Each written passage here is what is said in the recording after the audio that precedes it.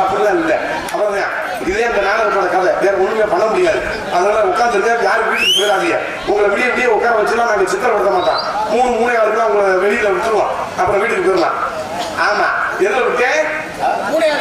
3 விட்டதுல இல்ல, இதுல சொல்றேன். ஆமா, இதோட அழுத்தாக்கலாம். ஏன் பெண்கள் அந்த மாதிரி அப்படிலாம் வருத்தப்பட்டு இருக்க கூடாது. நாளைக்கு நடக்கிறது அது இன்னைக்கு நினைச்சு என் வருத்தப்பட்டு என்ன பண்ணுவீங்க? ராத்திரி தூங்கி காலையில எந்திரிச்சாதான் உயிர் நடந்துடும். அப்படியே தூங்கினோடய தூங்கிட்டு வச்சுக்கோங்க, உயிர் நடந்தமே கிடையாது. அதனால இருக்கக்கூடிய அன்னைக்கு நாள மகிழ்ச்சியா வாழுங்க. அதுதான் மிகப்பெரிய சொத்து, வேற எதுவுமே கிடையாது. ஆமா, மகளிர் மட்டும் சொல்லணும். எனக்கு ஒரு சின்ன விஷயம் ஆகுது. பெண்கள்கிட்ட போறாமே காசு கொடுக்குறாங்க, குடு காசு. நம்ம ஆம்பளை ஆளுங்க போறாமே வந்து அத்தாச்சி செக்யூரிட்டி இந்த மாதிரி ஆதார் கையெழுத்து போட வச்சுருக்கேன்.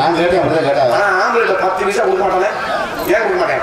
பெண்கிட்ட ஒரு பண்பாடு இருக்கு நம்ம தமிழ்நாட்டு பண்பாடு. பெண்கிட்ட கடன் பட்டம் வச்சுக்க, தாலியை விட்டாது அடைச்சு விட்டே மறுசொல்லி. இது உண்மைதான். புருஷன் தாலிதான், வேற வட்டி யாருக்கு தாலி?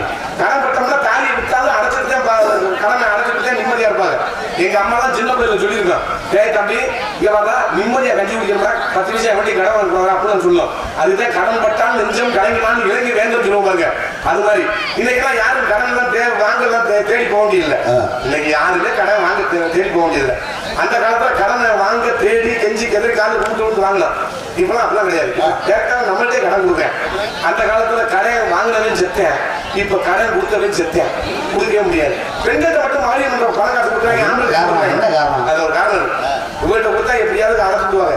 ஆம்பளைகிட்ட கொடுத்தா நம்மளால ஒரு கோட்டை போட்டு அருவாவை தூக்குவேன். எப்படா கொடுத்தாரு மக்கால ஓடிக்கிறா உங்க வாயில கொத்தி இப்படி கொடுத்துங்க போதா போதா போதா காசு கேட்க வேண்டாம். குழு காசு மயிர் காசு அப்படிங்க. அதனால பெண்கிட்ட கொடுக்குறது, ஆம்பளைகிட்ட கொடுக்குறது. ஆமா, என்னோட தாத்தக்கா அமைதியா இருந்து நாடகம் 2 கேட்டு வேண்டும் கேட்டுக்கொண்டு நாடகத்தை இனிக்க தூங்குறோம். நன்றி, வணக்கம், வணக்கம், வணக்கம்.